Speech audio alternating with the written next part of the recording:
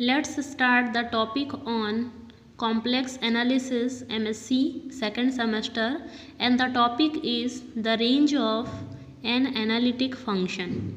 एक लेमा देखते हैं, इसमें लेमा का स्टेटमेंट है let f be analytic in domain D equals to z such that mod of z is less than 1, and let f of 0 equals to 0 and f dash 0 equals to 1, and mod of z is less than equals to m for all z in D, then m is greater than 1 and fd super subset B with centre, एक ball दिया गया है with center 0 and radius 1/6m। यहाँ पे f एक analytic है किसी domain D में, और कंडीशन दिया हुआ है कि f of 0 equals to 0 and f dash 0 equals to 1, और साथ ही साथ हमारा जो फंक्शन है वो बाउंडेड भी है। Then we have to show that m is greater than equals to 1 and F D जो है ये सुपर सबसेट होगा बॉल के, और जिसका सेंटर है 0 और रेडियस है 1/6m। तो चलो दिखाते हैं इस कंडीशन को, स्टार्ट करते हैं proof. Let 0 is less than r is less than 1। यहाँ पे एक रेडियस इस प्रकार से लिया जा रहा है जिसकी वैल्यू 0 से 1 वेरी कर रही है। By the hypothesis f is analytic in D, then Maclaurin series of f of z is given by f यहाँ पे एक एनालिटिक दिया गया है किसी डोमेन D पर, तब यहाँ पे एक मैक्लॉरिन सीरीज़ को f के लिए अप्लाई कर रहे हैं। मैक्लॉरिन सीरीज़ है हमारा f of z equals to f0 plus f dash 0 z plus summation n equals to 2 to infinite f to power n 0 z to power n upon factorial n। इस प्रकार से f के लिए यहाँ पे एक मैक्लॉरिन सीरीज़ को लिया जा रहा है। So by the hypothesis on f we have, अब हम f की हाइपोथेसिस के लिए हमको स्टेटमेंट में क्या दिया हुआ है, f ऑफ 0 इक्वल्स टू 0 और f डे 0 इक्वल्स टू 1 दिया गया है। तो इक्वेशन 1 में जब हम f0 की वैल्यू 0 और f डे 0 की वैल्यू 1 सब्स्टिट्यूट करेंगे तो हमको इक्वेशन 1 से क्या मिल जाएगा, f of z equals to z plus summation n equals to 2 to infinite f to power n 0 z to power n upon factorial n। इस प्रकार से हमको इक्वेशन मिलेगा। इसको एक इक्वेशन दे देते हैं। अब यहाँ पे हम लेंगे on taking f to power n 0 upon factorial n equals to an। ये जो लास्ट टर्म था f to power n 0 upon factorial n, इसकी वैल्यू को हम सब्स्टिट्यूट कर रहे हैं an से। सो वी हैव, अब इस इक्वेशन, ये इक्वेशन हमको किस प्रकार से मिलेगा, f of z equals to z plus summation n equals to 2 to infinite.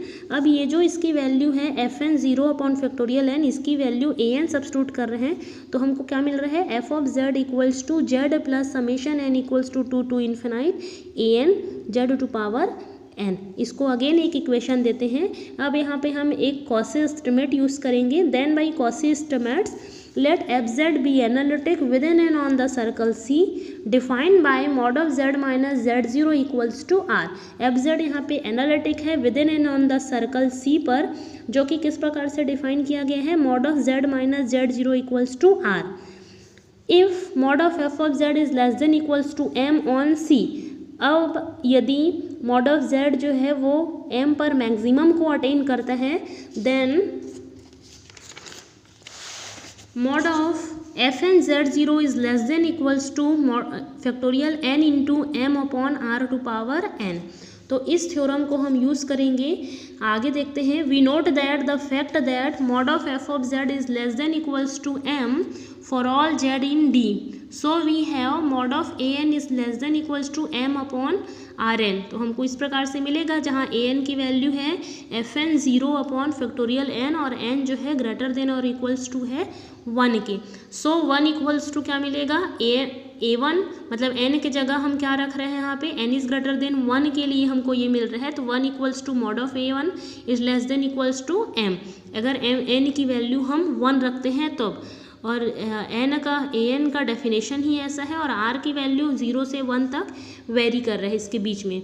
अब आगे हम लेते हैं z की वैल्यू को। If z equals to 1/4m, इसको यहाँ पे थोड़ा सा ध्यान रखना पड़ेगा। जैसे कि हमारे स्टेटमेंट में दिया गया है कि जो हम यहाँ पे बॉल ले रहे हैं इसका रेडियस है, तो उसके हिसाब से ही हमको यहाँ पे z को लेना पड़ेगा। तो हम z की वैल्यू रख रहे हैं z इक्वल्स टू 1/4m।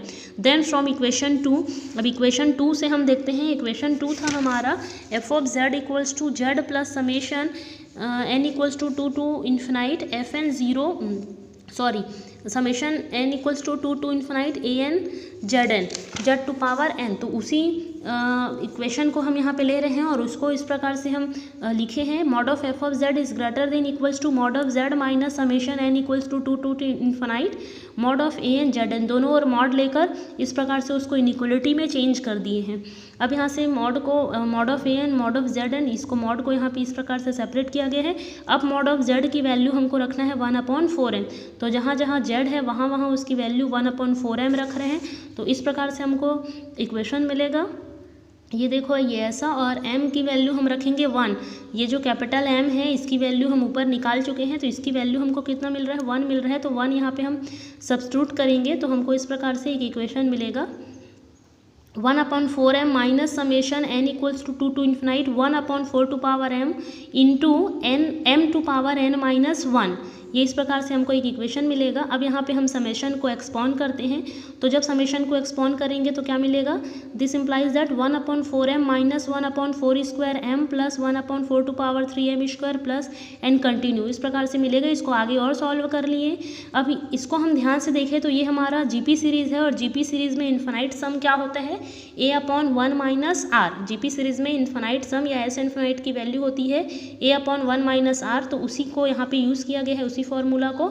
इसको आगे सॉल्व कर लेंगे, तो जब हम सॉल्व कर रहे हैं तो हमको मिल रहा है 1/6m। मतलब जब हम z की वैल्यू 1/4m लेकर इक्वेशन 2 को सॉल्व कर रहे हैं, तो सॉल्व करने के बाद mod of F of z की वैल्यू क्या मिल रही है, greater than equals to 1/6m। ये इस प्रकार से। अब आगे हम सपोज करते हैं, suppose mod of w is less than 1/6m। अब एक अनदर वेरिएबल ले रहे हैं w, mod of w is less than 1/6m, और एक फंक्शन gz को सेट कर रहे हैं, gz equals to fz minus w। इसको थोड़ा सा यहाँ पे ध्यान रखना पड़ेगा कि इस प्रकार से हम वैल्यूज़ को ऐसा सेट कर रहे हैं। Now we will show that g has a 0। अब हमको दिखाना है कि gz जो है एक 0 रखता है।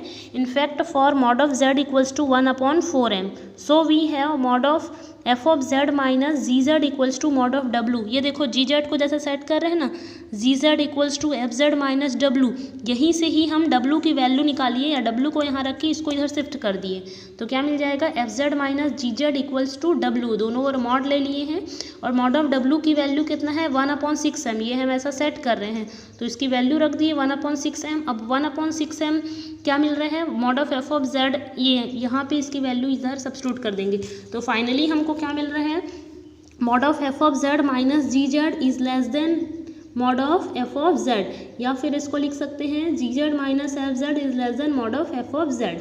ये इस प्रकार से हमको एक इक्वेशन मिल रहे हैं। अब आगे अप्लाई करते हैं, hence by Rouché's theorem f and f plus g minus f, that is g have the same number of zeros in ball B with center 0 and radius 1/4m। Rouché's theorem से f और f plus g minus f दोनों क्या होते हैं, analytic होते हैं, तो g जो है सेम नंबर ऑफ जीरोस को रखेगा। यहाँ पे केवल और केवल रूचेस थ्योरम को अप्लाई कर रहे हैं। आगे देखते हैं, again since f of 0 equals to 0 it follows that G Z 0 equals to 0। अगर f ऑफ 0 की वैल्यू 0 है तो ये क्या फॉलो करेगा, g of z 0 equals to 0, जहाँ पे z कहाँ से लिया गया है, इसी ओपन बॉल से लिया गया है।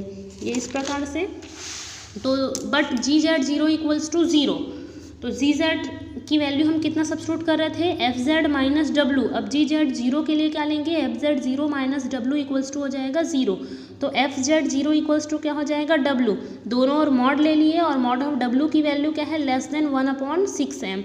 Hence we conclude that F D is just super subset of open ball B with center 0 and radius 1/6m। This completes the proof of the theorem।